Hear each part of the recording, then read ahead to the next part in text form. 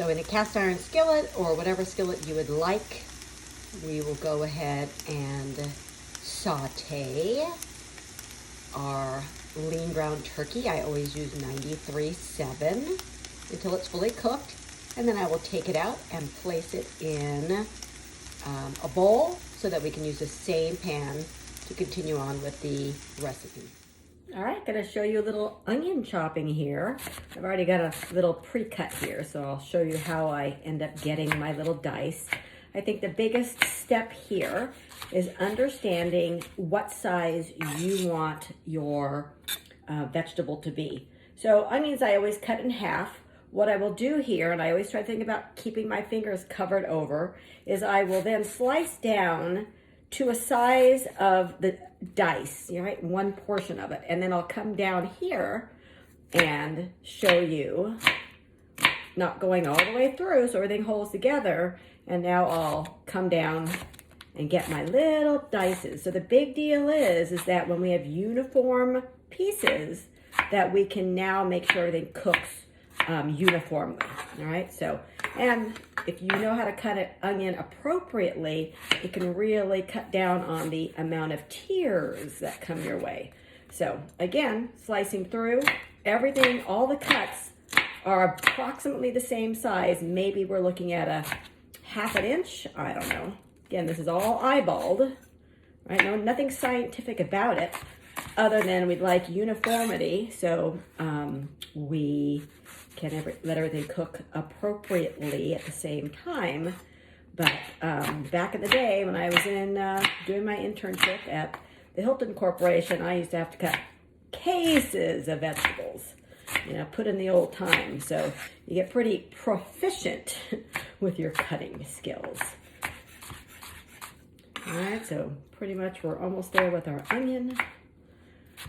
We'll move on and show you a little bit of, so these are all pre-washed and pre-weighed. Same thing with the zucchini. I want everything to look the same. So I'm gonna come through here, probably with 4 cuts. Again, it's not rocket science. This one I'm gonna go 3 cuts. And everything's held together here. Now I can come through, keeping my fingers out of the way, of course, up into my last cuts. Right, now I push that aside. Now, again, now it's gonna come apart, but that's okay because I can easily stack pieces up, right? Get my slices that are uniformly pieced together and come across here. All right, keep going with it. Anything that falls on the floor, by the way, Grace, the white boxer, will be happy to ingest. She loves her little vegetables.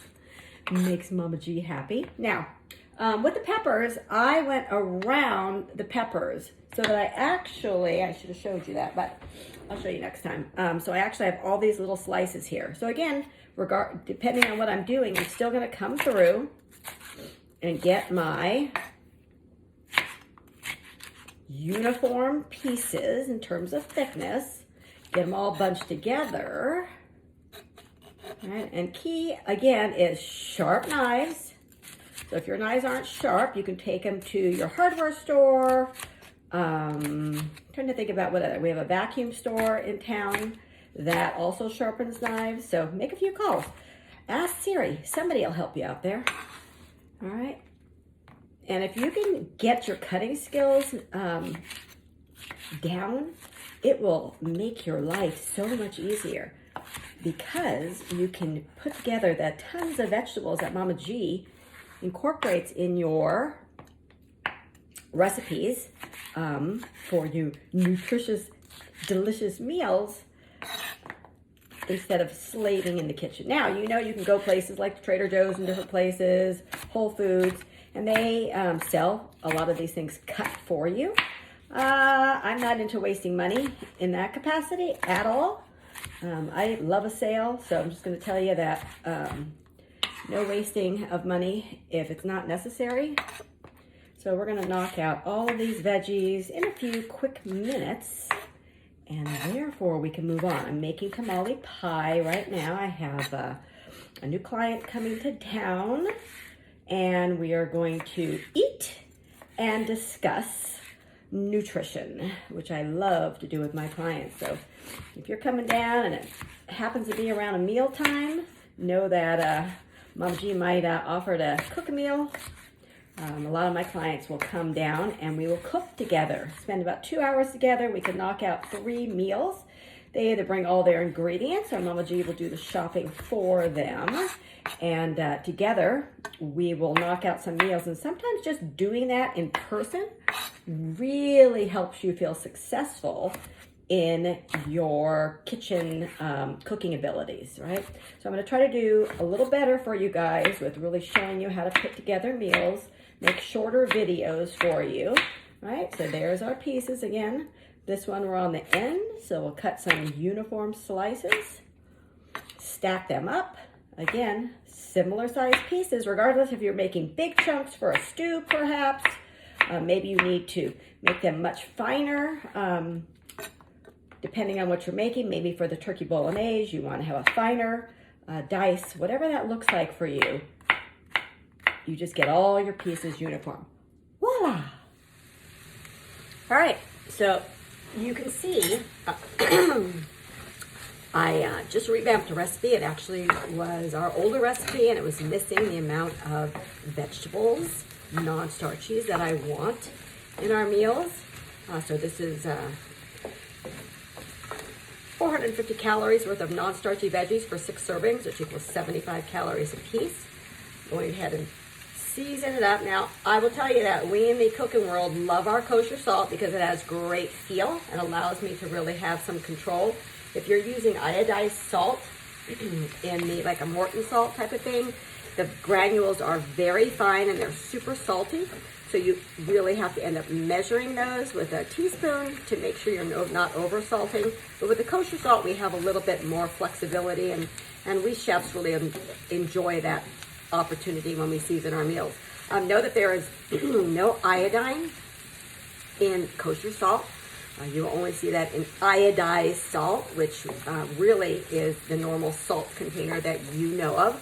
So I usually have that in my kitchen as well, and I'll use a little iodized salt when I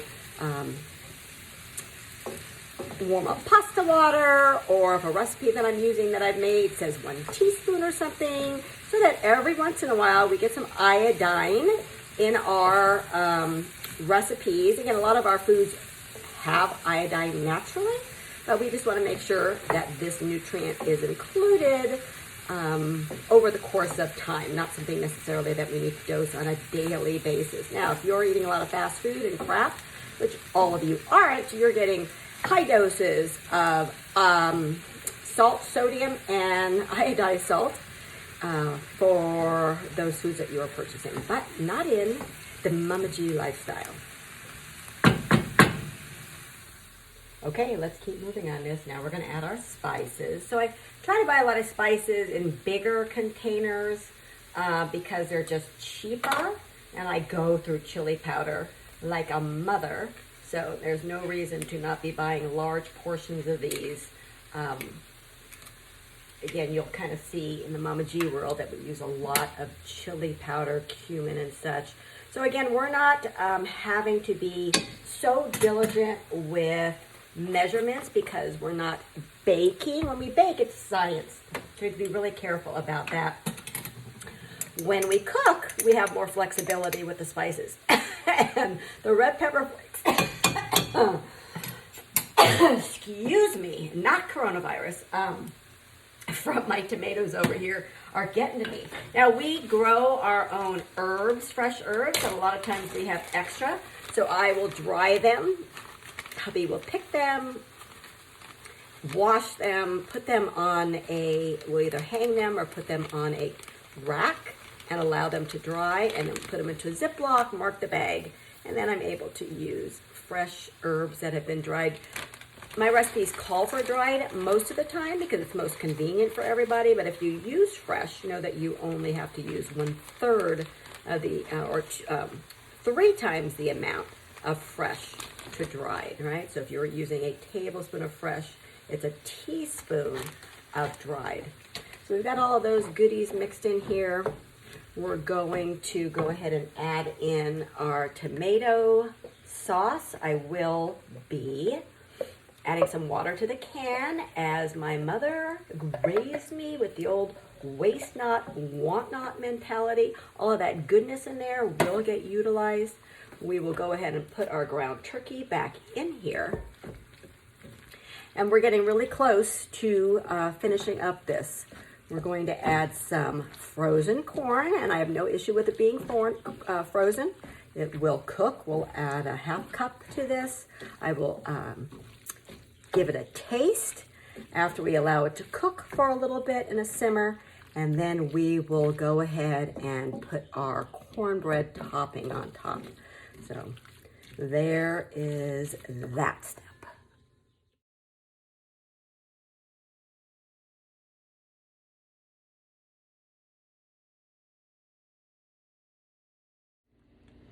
All right, finishing steps. So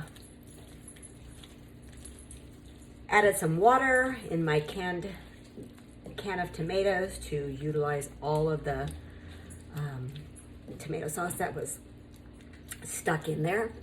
I'm good. Every time I come over here, I can smell the spices. Excuse me. I gave it a little more seasoning with salt and pepper till I felt like the flavor profile was perfecto for Mama G's palate. I'm going to just flatten everything out here. I added my milk to my tamale pie topping, which is our cornbread. And I'm just going to do a little layover here and kind of fill in the gaps where we don't have any topping. And then I'm going to spread it out a little bit.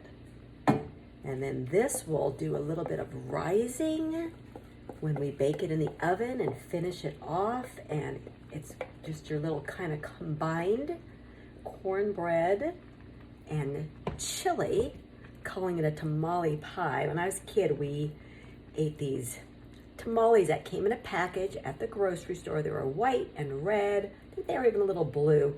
Man, if you look at the label now, because they actually still live, they are so high in fat, so high in sodium, but that flavor of that tamale pie brings me back to my childhood.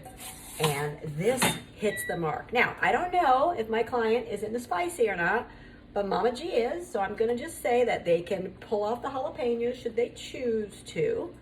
This happens to be a big fat jalapeno, which I picked out on purpose. And now I'm gonna decorate the top of this.